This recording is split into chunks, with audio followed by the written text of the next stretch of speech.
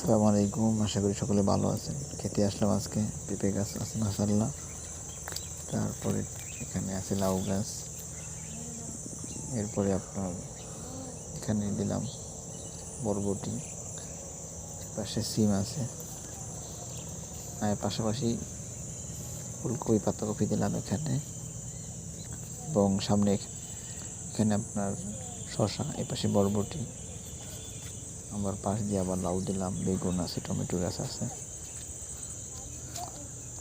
মাশাআল্লাহ অনেকগুলোই লাউয়ের করা আসছে প্রায়।